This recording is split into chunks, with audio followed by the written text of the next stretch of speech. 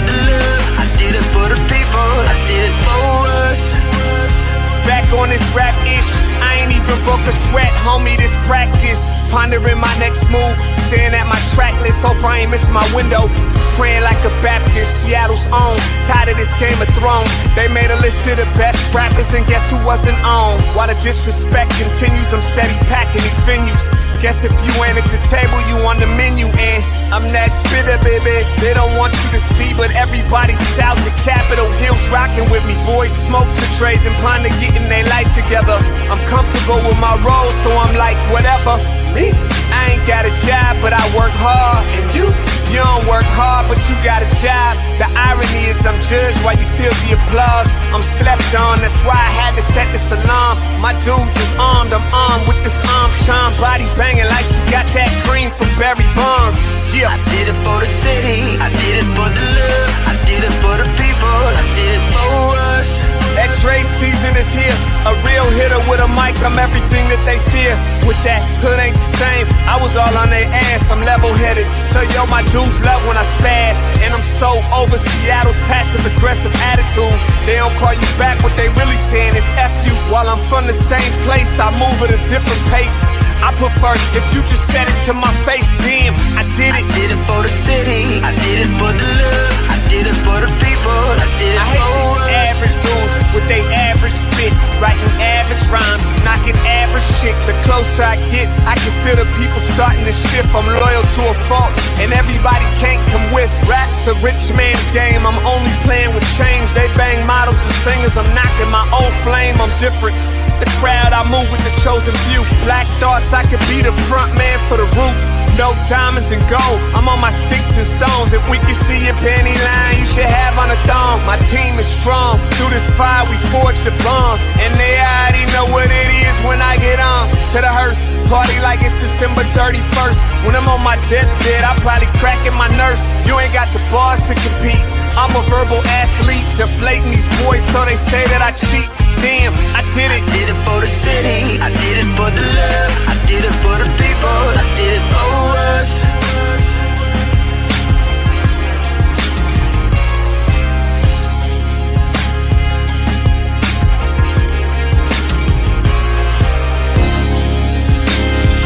Yeah. I should probably start by apologizing for the long wait, man. You know, I know I be tripping. But I'm not just a rapper, I'm an artist. And, you know, my creative process is a little bit different than most. Nonetheless, I want to welcome everybody out to the Dre's Experience. I got TCF in the building. My whole camp's here with me. I got the band in here laying this cool-ass vibe. And I'm Seattle's own. Let's get into it. Well, good morning and grand rising to all of y'all out there. Welcome to the Morning Update Show. I'm your host, Trey Holiday, today. And I got to say, I want to extend a thorough Thursday to you. It's also, as I love to say, Friday Eve, but, we just appreciate you guys for spending some of your time with us on this amazing Thursday morning. Very chilly outside. So before we get into anything, I want to just encourage everybody to be safe out there. I think some of the sun is melting some of those ice caps we saw early on the grounds this week. Earlier on this morning. I know a lot of schools were starting with a 2-hour delay because of all of the ice and the overnight. Some places had snow. Saw a lot of icy roads this morning. So just be careful. And as always, when we deal with inclement weather, it's a great time for you to be checking on your neighbors, particularly any of your seniors in your community, any of the elders. Just make sure they're okay. People are staying warm and being safe. With that, I want to welcome you all to the Morning Update Show. Once again, we really appreciate you guys for spending some time with us.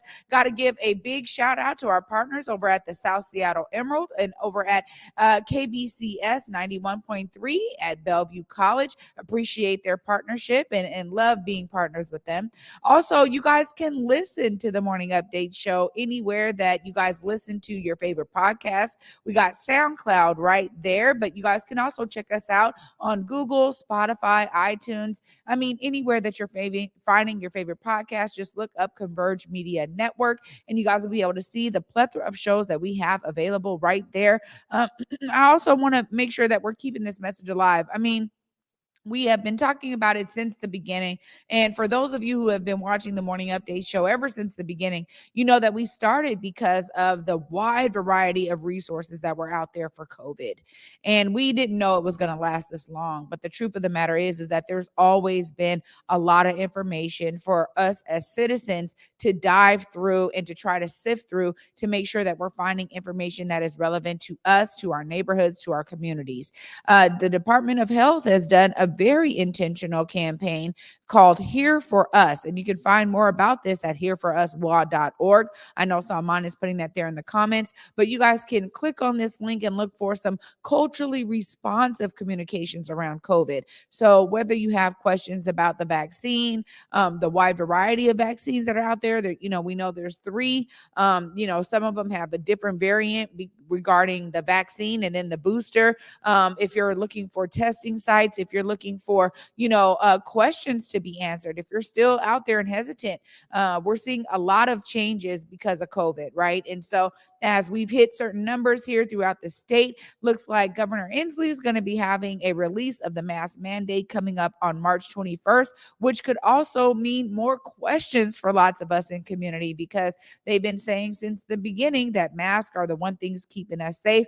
And, the thing is that no longer will it be, put on by the state to say, there's a mandate for you to be wearing masks. So, but that doesn't mean that personally you can't say, I still feel comfortable wearing a mask. And I've been very vocal about this for my own safety and, for me to be able to ensure that I'm not receiving a lot of germs from others, because I do attend certain venues or events and there's a lot of people there. I think I'm still going to feel safe and comfortable wearing my mask. It's just become a thing. And now that I have masks that are not breaking out my skin as they were in the beginning, that's just a part of my comfortability. And so it was really interesting to hear from my son, who's 16, for him to also be like, you know what, Mom, I don't know, I'm keeping my mask on. I said, that's right, son. So we'll make sure that we have masks aplenty in our house so that we can, continue wearing masks. And, we talked about this before. I mean, I've been hearing these conversations and having conversations in community. People are like, hey, when I'm at the airport and, I see, a plane come in from one of our Asian countries here in this world, they a lot of times they're already wearing masks before COVID ever hit. There was other reasons why they were wearing masks, and there is something about keeping yourself safe. So just want to say that, we understand the hesitancy around COVID here, always leaving space and grace for those of you that are still like, I'm not sure, or I need more questions answered. Here for us, WA.org is doing a really great job to connect with community members and have focus groups so that they could bring the major concerns happening in Black community in particular to the forefront. So check out here for us, WA.org, and shout out to the Department of Health and everybody who was involved on this amazing campaign. And there's still COVID tests available. So if you are looking to get some COVID tests sent to your home, some of these rapid tests, the government said, look, we're going to be providing up to 4 free tests for each home. So please, check out covidtest.gov. Sign up for those free tests that come to your home. It's another measure that I think is happening as these rapid tests have become more readily available to us in the public. Of course, for those of you who are like, look, I have the money, I'm going to go find them. You can now find these same rapid tests out there at, your drugstores, your local drugstores in your neighborhood. So the idea is that you can just be sure before you attend an event or before you go visit a family member or an elder in community, or a young person, right before you're around youth, that you can be sure that you are safe and keeping them safe as well by doing your own rapid test at home. And I gotta say, last week it was the first time I did one of these tests on myself. I was going to an event space and they said, look, even if you have your vaccine card, we want you to get this test right here, right now. And so it's very simple for any of you out there that have already been tested.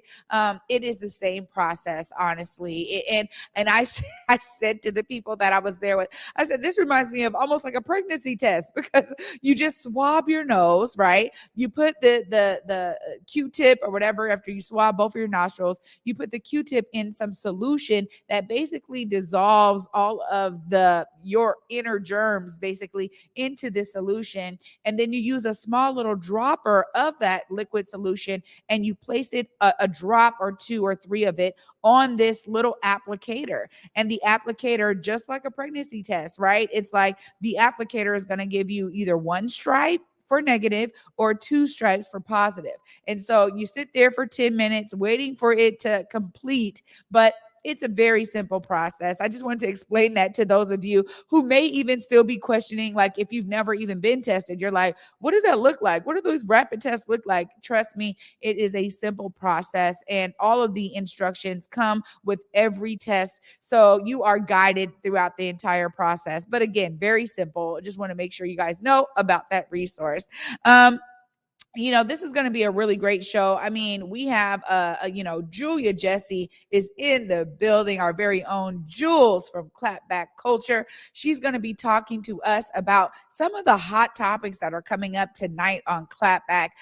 We also have a segment from the Factors TV later on in the show where they actually breached the same topic that we were talking about yesterday with Brian Callanan, this idea of the eviction moratorium lifting at the end of the month. It's going to be a huge deal for so many renters out there who have found themselves behind on their rent due to COVID implications of their jobs, contracts, a lot of folks working in the gig economy. This has been tough on many people, and it does affect, things that are recurring charges for us, like rent, like a mortgage, right? So for those, smaller landlords or homeowners that have had issues, this is something that's very interesting because in the homeowner segment, there's some real specific things that are happening to protect homeowners, right? And it depends on your lending institution. But for renters, this has been something that local municipalities across this country have been having to battle with. And so we found recently that Mayor Harrell said, look, we're going to have to do something different. And the eviction moratorium is going to be lifted at the end of the month. So there's a lot of resources out there. Can't wait to see what our twins, Ronald and Ronnel, thought about this eviction moratorium lifting. And then lastly, I get to have one more guest that's going to be right in studio with me. Devon Williams is going to be with us. Devon Williams is Miss Washington Globe 2022. So I get to talk to another one of our amazing pageant winners. I love this. And Jamaica Haynes knows we've been having her on several times, but just to hear the life of, not just pageantry, but Miss Devon Williams is also involved in other things regarding fashion throughout the city. So looking forward to diving into discussion with her later on in the show. So you guys stay tuned. After this short break, I get to check in with my girl, Julia Jessie. Right after this short break, you're watching the Morning Update Show. Every student who wants to play music should have the opportunity to. Do you know any young people that are excited to start learning music or pick their instrument back up? Seattle Jazz Ed is now enrolling for spring classes. Open to youth across the area, all music programs are offered on a sliding scale, pay-what-you-can model, and free loaner instruments are available for every family. Taught by some of Seattle's finest artists, classes are designed to meet musicians where they are in skill level with options for beginner, intermediate, and advanced level. And this season, we're opening up ensembles with options for drummers, vocalists, and instrumentalists of all kinds. Registering for March classes can be done online or over the phone, and you can learn more by checking out seattlejazzed.org or calling or texting 206-324-JAZZ. When the pandemic hit, it did affect me. As a barber, I had my own personal reasons why I didn't get vaccinated. At the time, I didn't check the actual source. I thought the vaccine was developed too fast, but I was talking to a doctor and he was telling me more about the vaccine and what it can do to protect us and our family. I wanted to get back to that once was, right? I do feel safe knowing that I am vaccinated. I just hope what I'm saying is reaching into people's heads to know that this is the best decision for all of us.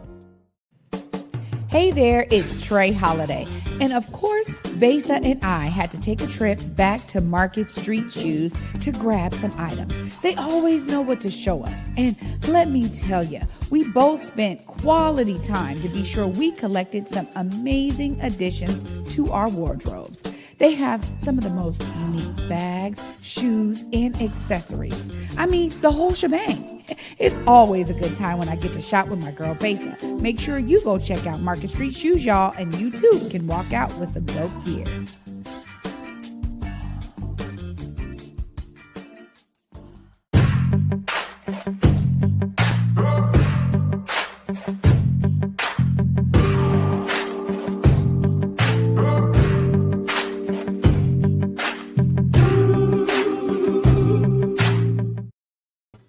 Hey everybody, it's your girl Trey Holiday, host right here, the Morning Update Show. Welcome back. I get to also welcome into the show my girl Julia Jessie. What's up, Jules? What's up, sis? Happy Thursday. Yeah, how are you? I'm telling you, I'm loving that green. It's popping off your skin tone. Thank you, honey. This was the color of, well, I probably shouldn't say, but these were some colors that I wore over the weekend. So I'm feeling the green, and green is my favorite color. Oh, I didn't know that. See, Yep. You learn something new every day. Yep. Well, welcome again to the Morning Update Show. I mean, it was so great to have you in Seattle last week. Before we dive into all things clapback, I got to ask, I mean, your brother and clearly his fiance picked a great date, 2/22/22 for their nuptials. Tell us a little bit about that wedding, because that's why you were here, but we got to also experience you as well. So how was the wedding? It was, it wasn't really a wedding, you guys. It was just a ceremony. Due to COVID, they had to keep pushing back their date. But I absolutely love my sister-in-law. I'm so proud of my brother and Natasha for walking down the aisle. It was a beautiful, intimate ceremony. And in fact, Amari's mom officiated their wedding. So thank you to Mama Harriet for always coming through for our family. She's actually a really, really good friend of my great grandmother, the late great Dorothy Pounds. And so it was nothing but family and love in the room. And I was just, glad to be there. Oh, so glad that you were able to be there for your brother like that. I tell my brothers, I'm the oldest of four. I tell them all the time, hey, you let me know. You let me know when it's my time to come on up. Sorry. That's your phone. Yeah. That's okay. Connected to, busy lady over here, sis. It was connected to my my thing. But another thing about coming to Seattle, I really enjoyed kicking it with you guys last week. Just the queens and hanging out with you guys, especially you, Trey. Like, I was sitting there like, tell me more, teach me more. And so Converge is such a great family, you guys. And the Queen of Converge, like, we have so much in store coming up for you guys. We're really, just a group of 4 creative women, and we're just trying to figure out what kind of dynamic content we can put together that's going to be influential, that's going to be, helpful to the culture. And so I'm just so excited to be in the presence of you all. And it was so much love. No, you're absolutely right. It was a ton of love. And I gotta say, shout out to Plum Bistro, man, amazing food for our brunch on Saturday. I had so much fun. And you're right, when it comes to concepting, I think when we get together, it's just quite natural for us to do that, as much as we, can share about our personal lives, but it's always like comes back to this creative field that we're all in and how we want to really explore that together. So I'm excited too to continue some of those conversations and to figure out how we can get some of those concepts, pull it all together. You are so right. Look, T-Dub and I, as I was dropping T-Dub off, we had the longest discussion. I'm sure you and Base, probably shared that too, where it's just like there was so much more to dive into after we got together. So it's a beautiful sisterhood that I'm just so thankful to be a part of and so glad to be connected to you like that. Well, Mike Davis gave us a glimpse a little bit yesterday about what's going on with Clapback, but there's some hot topics out here this week. Girl. I know you guys are going to be diving in. Go ahead and tell us, what you guys are going to be talking about this week on Clapback. Girl, so like you said, it's just so much on the menu, you guys. The first thing we're going to talk about is an update on the Kim Potter sentencing, you guys. We talked about it last week that she was going in for sentencing, and child, without giving it away, honey, the girl didn't get nothing, okay? She basically got time served and walked out. And so there is a clip that we're going to play on the show tonight that shows Daunte Wright's mother, who is also white, and talks about the power of white woman tears. And that clip is so powerful. And she talks about the criminal justice system and how there's just such a dismantling that needs to happen in order to really ensure that families are, represented, that justice is being served. And so while she is very grateful for the work that has been put in terms of getting a conviction on Kim Potter, it's such a a slap in the face that, Kim Potter is only serving 2 years, and it's crazy. Well, this is something that we breached here, obviously on the Morning Update show, but I'm so glad that you guys will get to do a deeper dive on it.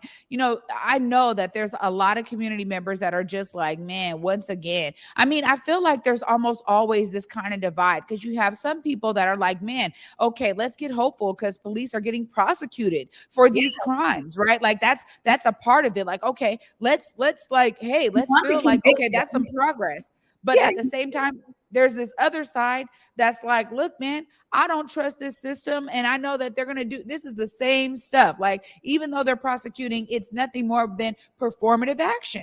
Absolutely. 100%.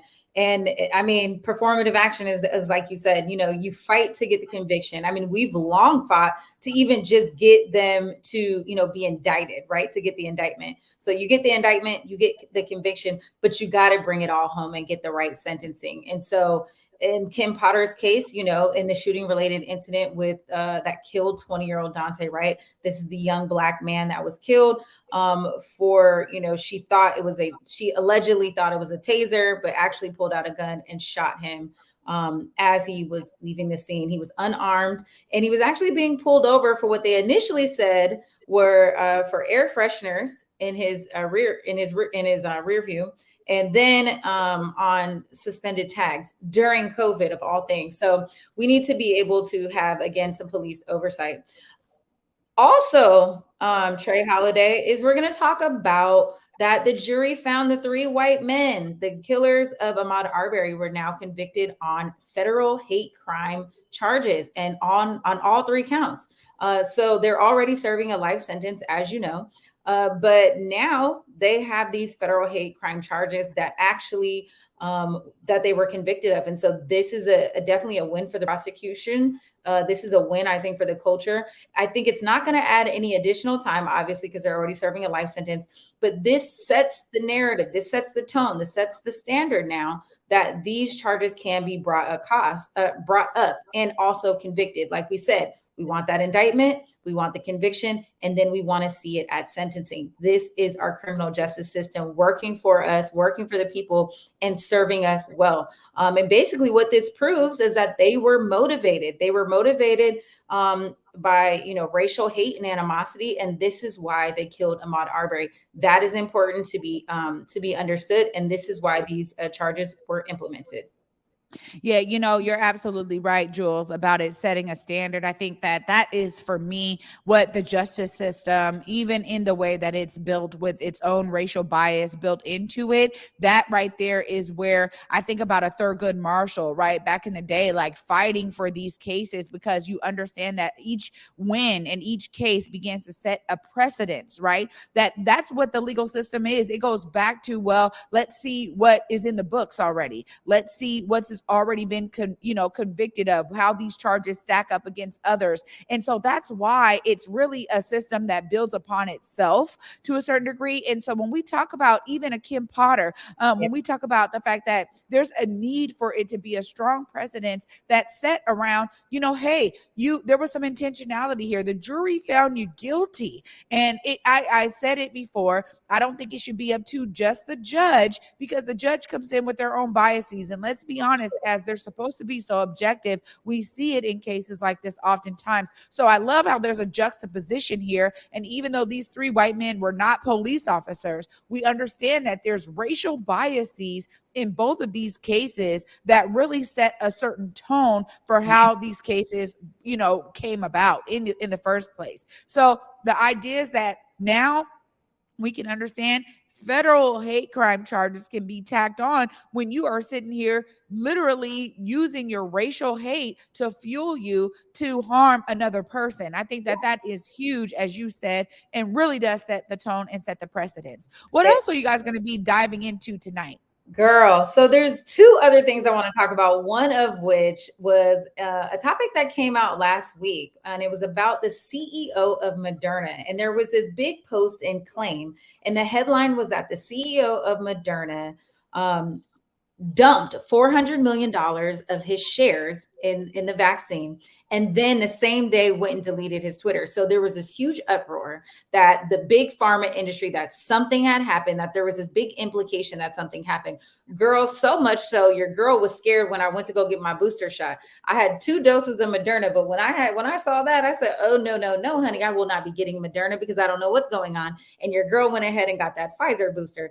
But Trey Holiday, you know, I had to do my research again. And there is a story that's basically coming out now to say that these two things may be mutually exclusive. They're not sure of the relationship that happens. And in fact, the CEO of Moderna didn't just, pump and dump. He gradually was selling off shares every day since 2019. So it's still a little messy, right? Because clearly the CEO was saying, let me just sell off 1 share a day so I can get my little bit of money. I'm not going to crash the stock market, but let me just do this and get my money and quietly put it to the corner. So that, alongside of course, the major thing that's across the headlines right now is Russia invading Ukraine and all the implications that it could have for the United States. We're sitting here in the US and we're like, oh my God, what's going to happen to us? Does this mean war? Is NATO going to jump out there and, bombs are going to be, kicking it out here in the United States? What does it mean for us? And so we want to talk to our viewers tonight about what the implications for the United States citizens could be. And there's a few right now that we know of for sure. We know that inflation is going to happen. I mean, the cost of food prices are going to go up. We're going to definitely probably see that. And we're also going to see, probably gas prices going up. And so what happens is, Trey, is that a lot of the gas station providers, they will cushion their pricing and make it go up now, just in case the purchase price goes up, so they can pad that a little bit. And so while gas prices are extremely high right now, I mean, when I was in Seattle, I bought gas at $4.45. Couldn't believe it. And with that being said, I mean, I just don't even know how much higher gas could be, but that is something that is absolutely going to happen. And also the stock market, we're going to see a lot of crashing in the stock market. Stocks are down right now, but financial advisors are just saying, hold on tight, don't sell anything off, let this moment pass, and things should go ahead and catch back up. Well, this is so interesting because both of these stories tie back to stocks, right? And so you're talking about the CEO of Moderna selling off his shares. It always is going to kind of cause an uproar because there's something going on. And it's funny because oftentimes we as the public don't know about it until it's already done, right? It's like, oh, it comes out and he's already made his money because he knew what was up and he foresaw it coming. So you're right. That might be something that may have longer implications as time goes on. Honestly, I watch a lot of different things that really talk about how, these multimillionaires and billionaires are always trying to cover their assets. And so when you see moves like that, it's no wonder why people are like, what's going on there? Whether they're, mutually exclusive. I like how you said kind of the verdict is still out on that. Could be, but also, we may see some things later down the line. And you're right here. I mean, I'm seeing it everywhere, Jules.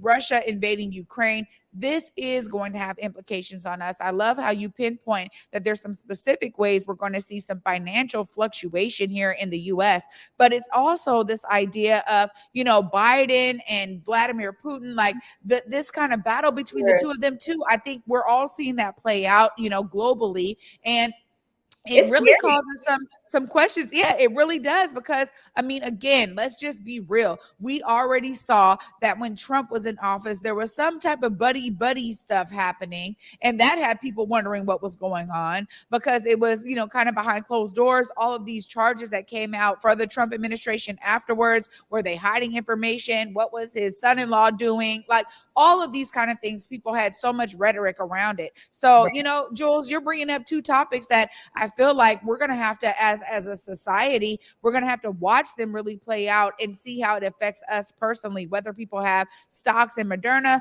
or whether obviously they care about war coming to our shores, right? That's always a thing. And throughout our lives, we haven't actually had to experience that after a 9/11 or outside of 9/11, right? Where it was like there was this, thing that came and it hit the Twin Towers, and we had to deal with it here as U.S. citizens. But a lot of stuff that we've been dealing with since, for our generation has been our troops fighting overseas. So it hasn't actually hit our shores in that regard. So you're right, man. This is going to be interesting for sure, Jules.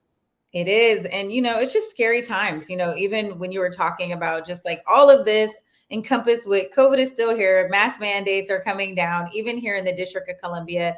I'm getting ready to go back in office in person. And so, I think, the best thing is everyone should just take a deep breath, a big belly breath, as my sis Trey Holiday would say. Breathe in the good, breathe out the bad. And we just got to sit back and let things happen. My grandmother used to always say, just stand still and let God do his work. So we'll see, girl. I don't know. It's getting crazy. But tonight, Clapback Culture, 7 p.m. Pacific Standard Time, 10 p.m. If you're on the East Coast like me, I cannot wait to see you guys, to chop it up with you, me and my boy, Mike Davis. As always, Jules, what a pleasure to have you with us right here on the Morning Update Show. Appreciate you and all the work that you're doing. I know it takes a lot to put out all of this amazing content. So thank you for everything you're doing. So great to have you with us. And please, you guys, tune in tonight, 7 p.m. for Clapback Culture. We'll see you then, Jules. All right. I'll see you soon. Thanks, Trey. Oh, always a great time with my girl Jules. And the truth of the matter is that they get to do deeper dives than we do here. So you guys, as she was saying, she's setting it up for you guys, but it's an interactive conversation. They open up their chat. They want to hear from all the audience. They want to incorporate your questions, incorporate your feedback and your comments in their show. So please feel free to stay tuned to that tonight, 7 p.m. Always a great time on Clapback. After this short break, you guys, I'm going to be diving into a clip from the Factors TV where they were talking about the eviction moratorium lifting. Stay tuned after this short break. You're watching the Morning Update Show. Hey guys, Besa Gordon here with some much needed information about what's happening in our communities when it comes to COVID-19 in 2022. Omicron is actually the latest COVID-19 variant and honestly is hitting our local communities and hospitals pretty hard. You can help out by 1, making sure you are vaccinated, 2, making sure you have your booster, and 3, simply masking up. As we learn more about COVID-19, we're also learning more about how the vaccine works best. A booster shot 2 to 5 months after your COVID-19 vaccine significantly improves protection against COVID and its many variants. If you need a COVID-19 vaccine or a booster, there are free options for transportation and childcare that are available. To learn more about all of your options and where you can get your booster shot, go to kingcounty.gov/COVID/vaccine.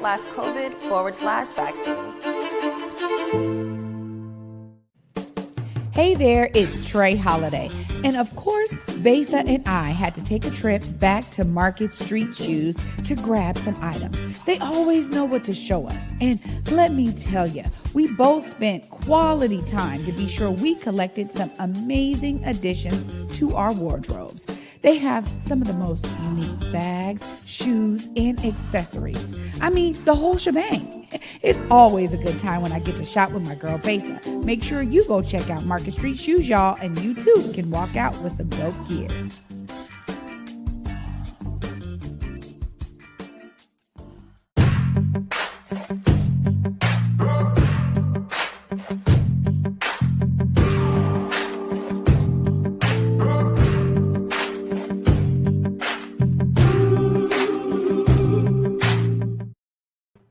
Hey, welcome back, everybody, to the Morning Update Show. I'm your host, Trey Holiday. And you know what? I really appreciate my brothers, Ronald and Ronnel, for all the work that they're doing on the Factors TV. You guys can find the Factors tonight at 9 p.m. And they are always bringing the heat. We have a little clip here of them talking about the eviction moratorium. Let's roll that. Everybody who was like, I ain't got to pay rent, I hope you got a plan because they kicking fools out. I hope you were stacking that cheddar. Stacking that EDD, PPP, stacking something. Because they coming, man. Like, it's fun.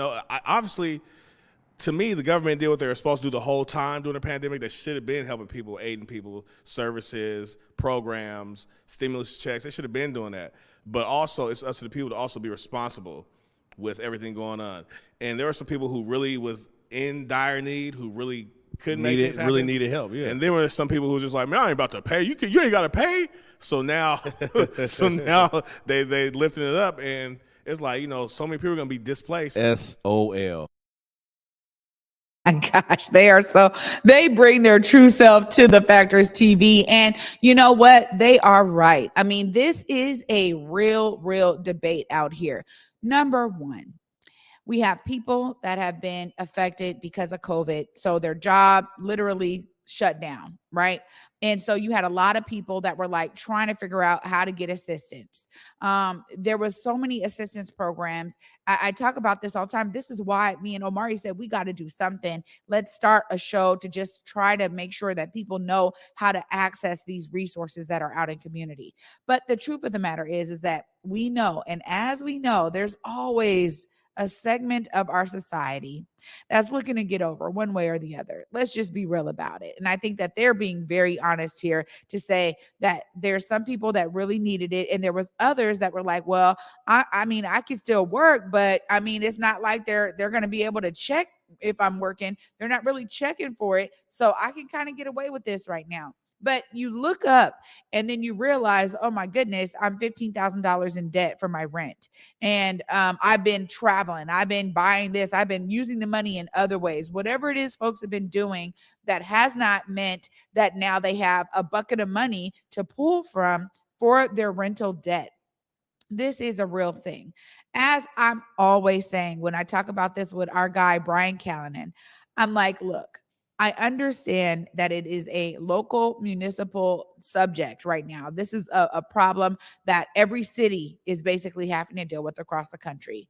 I am a stark believer. I have a hard time, you guys, of understanding why this is not federally mandated. We're dealing with something that in terms of COVID that not only hit our country, but it hit the globe. It hit the globe. I mean, this was international issue. You had a lot of areas, a lot of countries that have been dealing with this. So the idea is that it's now on every city to try to figure out how to get themselves out of this hole that has been dug by something that had international implications. It blows my mind that there isn't an international response to something that happened internationally. And even if we think national, let's just talk about the US. The fact that America, the federal government here, they did a stimulus. All right, cool. They did another one. All right, cool. But we know that that wasn't going to be enough. I've been talking about the fact that this is monumental when it comes to our financial industry. We understand that it has hit banks. It has hit big landlords, small landlords, homeowners, renters. It's hitting everybody.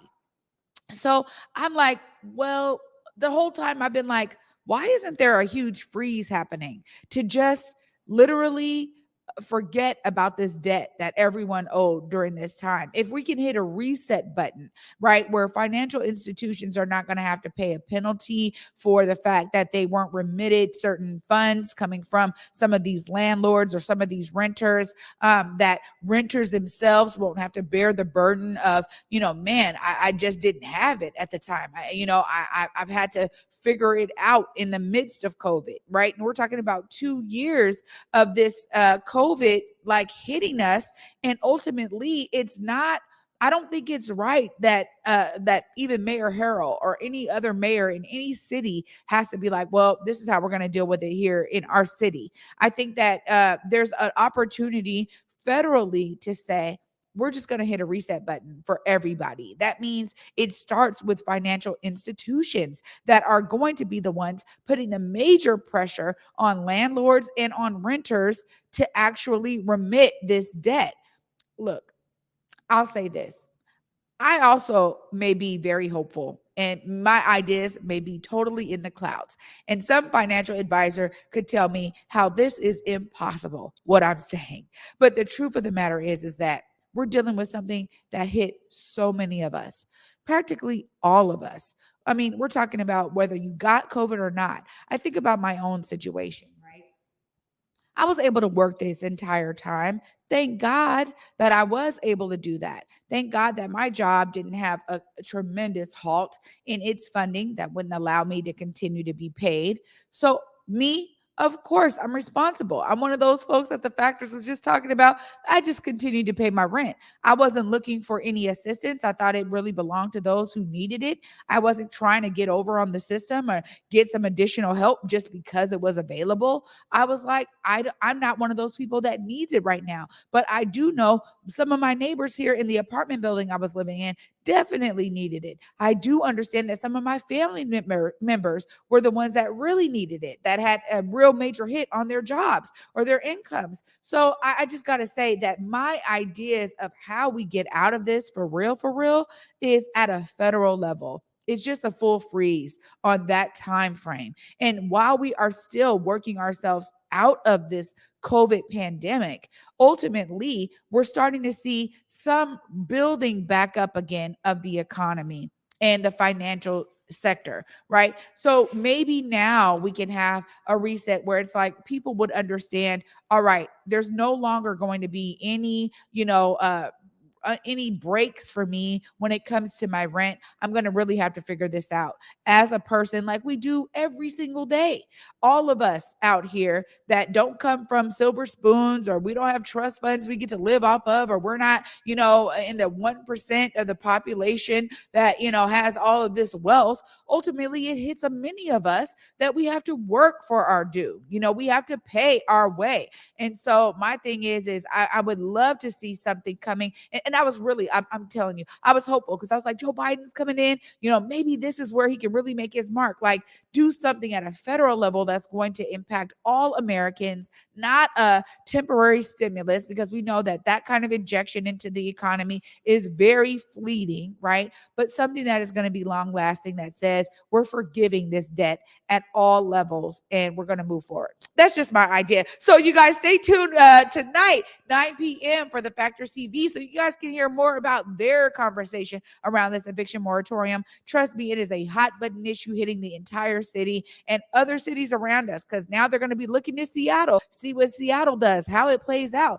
what it looked like for the sheriff's office to have to do evictions, what it looked like to disseminate that $25 million that they have for people who have been, late on their rent or now need help with their rent, and what it's going to look like for these court opportunities that are opening up for people to go through the court mandates and say, hey, this is what's going on with me. I still need help. I don't want to be evicted. I'm going to go through this process. So Seattle is trying to do some things to really remedy the situation, but I think other cities are holding out just to see how it plays out here in Seattle. So we'll see. This is another thing that I think is going to take time to unfold. But I'm glad that our brothers, Ronald and Ronnel, over at the Factors TV tonight, they're going to dive into it. You guys check them out right here where you're watching the Morning Update Show, or any of our other streams where you find Converge Media. They'll be right there for you tonight at 9 p.m. Coming up after this short break, you guys, I get to talk to Devon Williams, Miss Washington Globe 2020. We're going to be diving into all things pageantry. And later on, we're going to be talking about Ebony Fashion Week. Excited to dive in with her right after this short break. Stay tuned. You're watching the Morning Update Show. Every student who wants to play music should have the opportunity to. Do you know any young people that are excited to start learning music or pick their instrument back up? Seattle Jazz Ed is now enrolling for spring classes. Open to youth across the area, all music programs are offered on a sliding scale, pay-what-you-can model, and free loaner instruments are available for every family. Taught by some of Seattle's finest artists, classes are designed to meet musicians where they are in skill level, with options for beginner, intermediate, and advanced level. And this season, we're opening up ensembles with options for drummers, vocalists, and instrumentalists of all kinds. Registering for March classes can be done online or over the phone, and you can learn more by checking out seattlejazzed.org or calling or texting 206-324-JAZZ.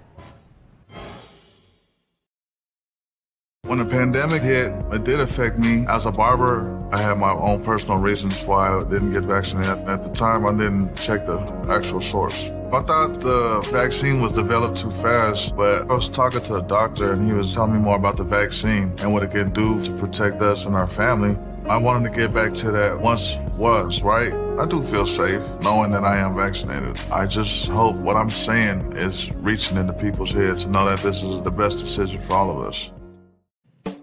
Hey there, it's Trey Holiday. And of course, Besa and I had to take a trip back to Market Street Shoes to grab some items. They always know what to show us. And let me tell you, we both spent quality time to be sure we collected some amazing additions to our wardrobes. They have some of the most unique bags, shoes, and accessories. I mean, the whole shebang. It's always a good time when I get to shop with my girl Besa. Make sure you go check out Market Street Shoes, y'all, and you too can walk out with some dope gear.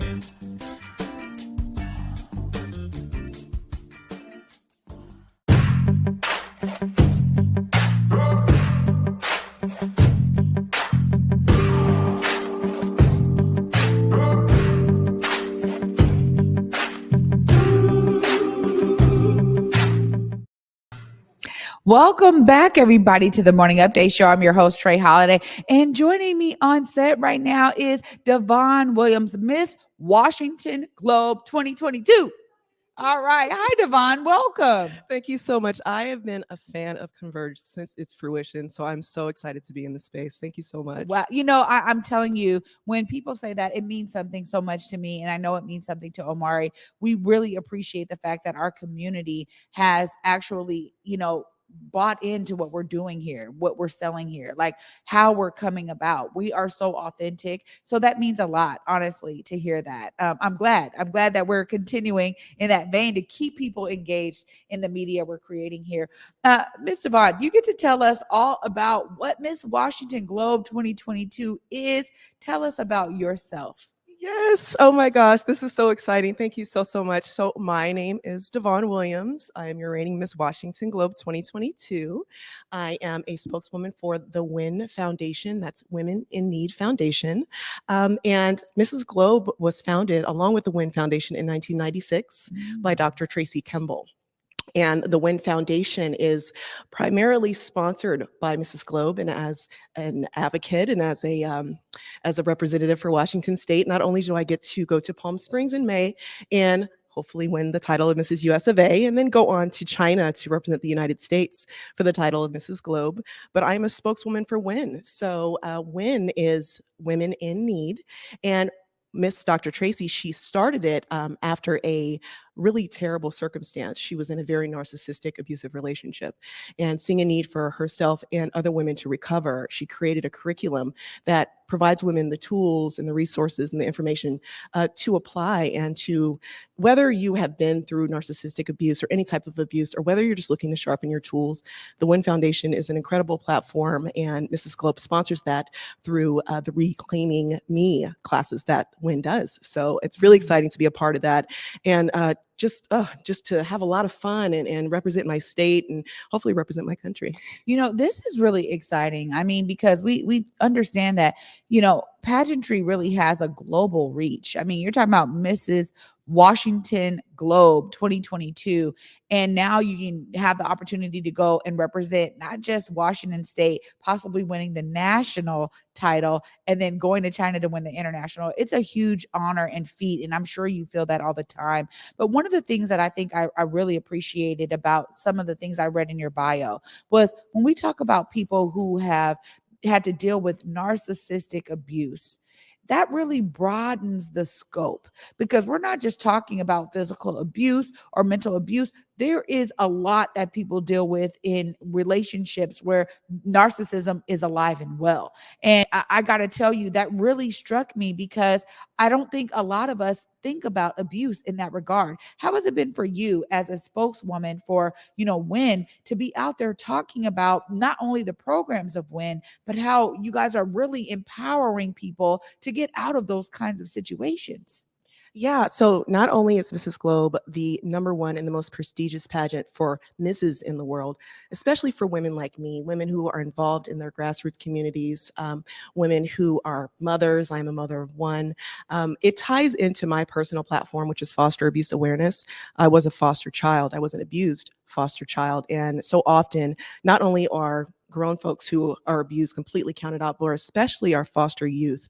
And so WIN is very near and dear to my heart because it brings awareness to foster abuse awareness as well. And as you said, so many different types of abuse tie into that. And the more we speak about it, the more we bring awareness to it, the more we call that out, the more that we can pass that education on to the next person. Yeah, absolutely. I think so much of this is about opening it up for general discourse, which oftentimes does not happen. And I love that you're out there putting yourself out there in your story because people connect to these personal stories. And tell us a little bit about how it's been for you to be on this trail, really sharing who you are, because so much of when we see people win, it's because you've been your authentic self, right?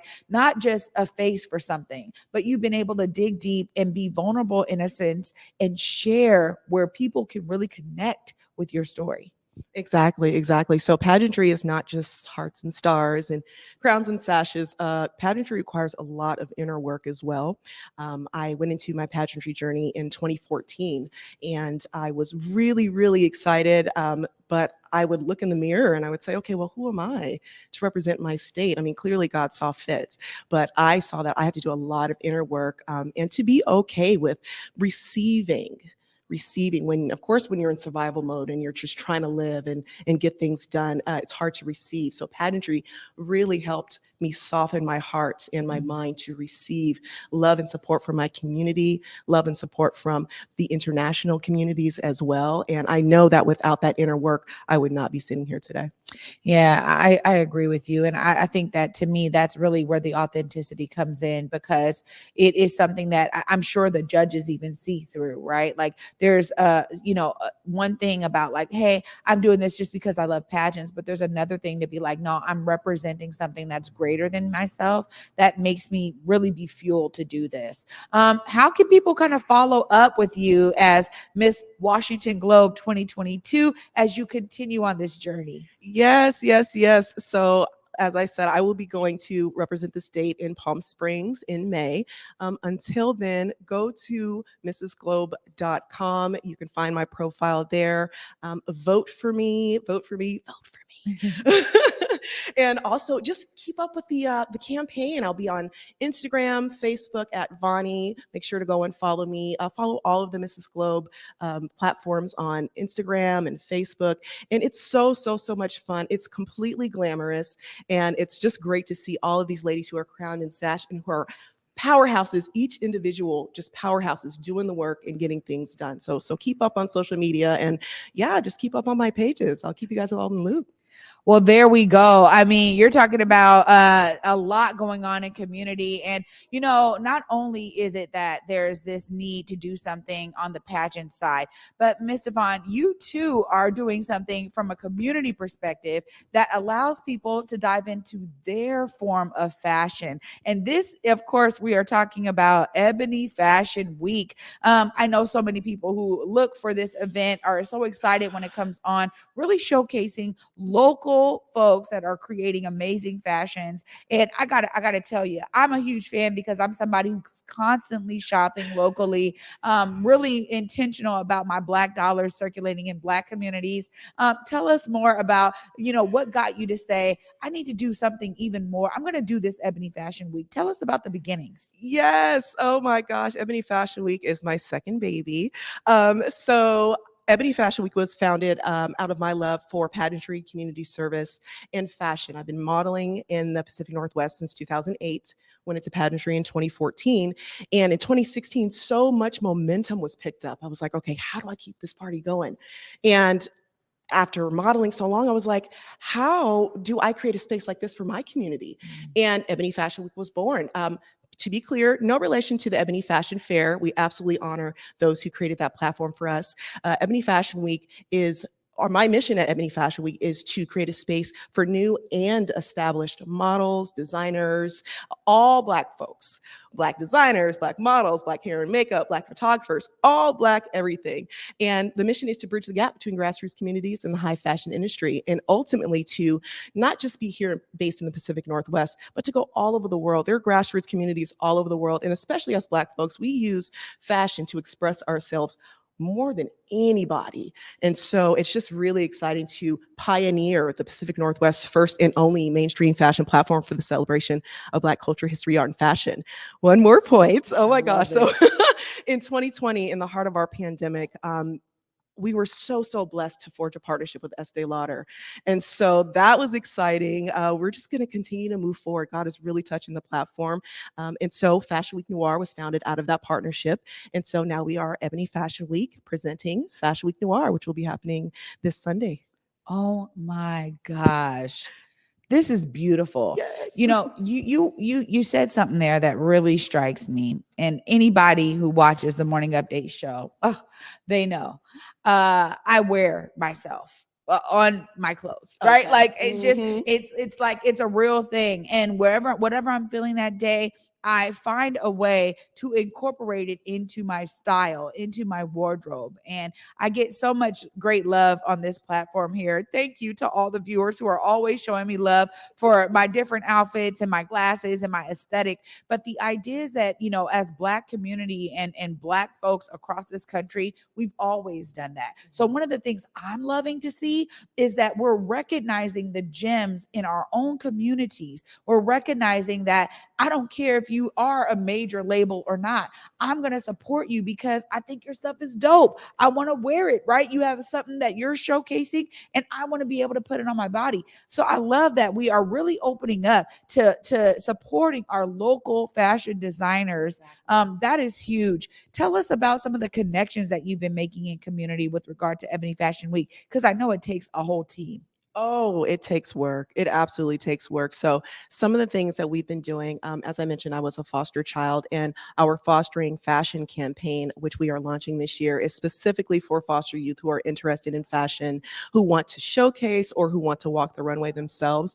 It's all about the cause at the end of the day. And so it's really exciting to just move forward and to continue to provide space. We've showcased Black designers who have been featured in Essence and Vogue. And then this Sunday, we're going to be showcasing a designer whose very first show is Ebony Fashion Week and Fashion Week Noir. So, I mean, just those connections, both those mainstream and grassroots connections are really what it's all about. It really is. And again, you know, bringing that mainstream to the community is important too, so we can continue to support our Black fashion designers out there, regardless of where they are. Thank you so much for that. Make sure you look right there in that camera and tell people how they can touch up with Ebony Fashion Week, how they can come out and support on Sunday. Absolutely. So get your tickets. Oh my goodness. We are doing Ebony Fashion Week presents Fashion Week Noir, White Chocolate and Gold this Sunday at Washington Hall, beginning at 6:30 p.m. It is going to be glorious. We are showcasing 3 designers, all Black, everything, you guys. And even if you are not Black,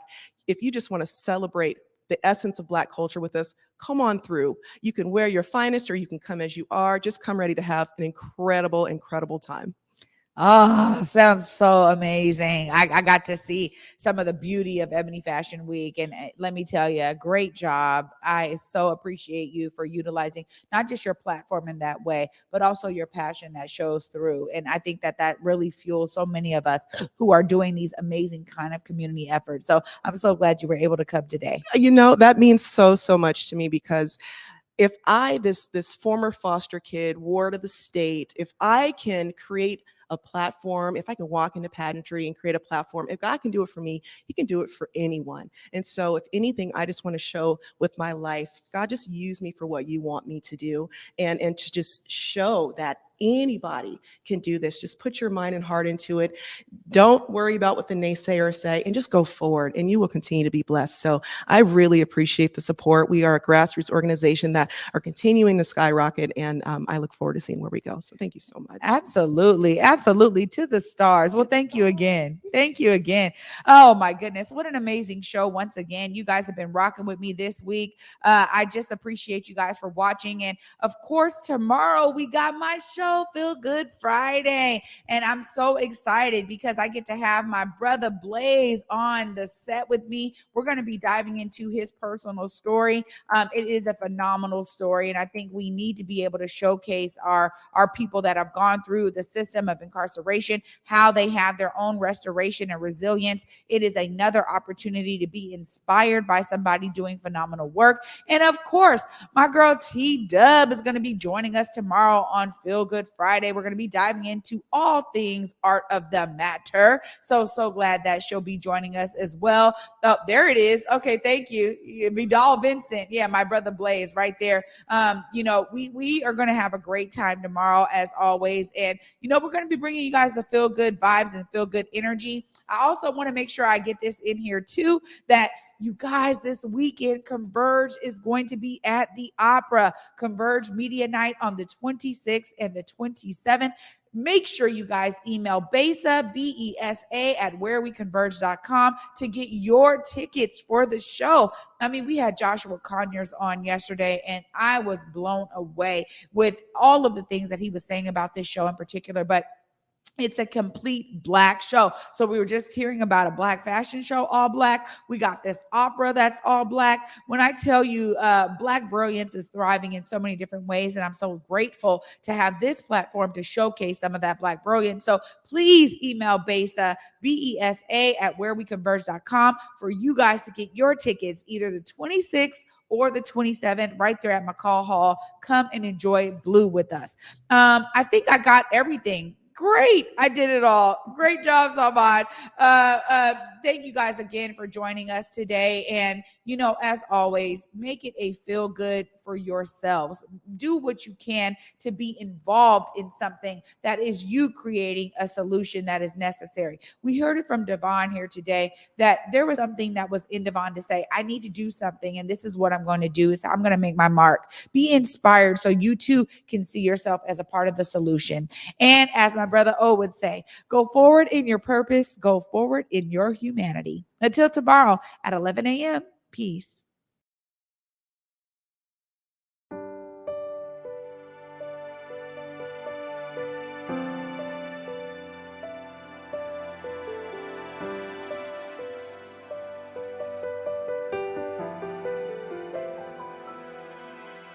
What do I see through a lens of fear?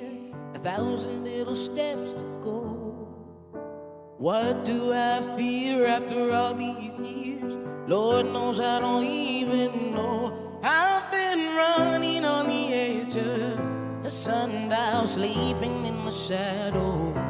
I've been begging you to see me, then hiding beyond the unreachable.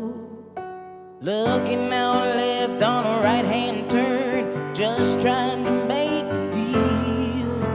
A lazy shoes and love is a love that turn. That's the kind of food that heals. I've been searching for the end of an era, waiting to be ready. The world is bigger than a moment. Be steady, that's how you can feel it's real. But I feel naked in my new clothes, 'cause I got used to hide.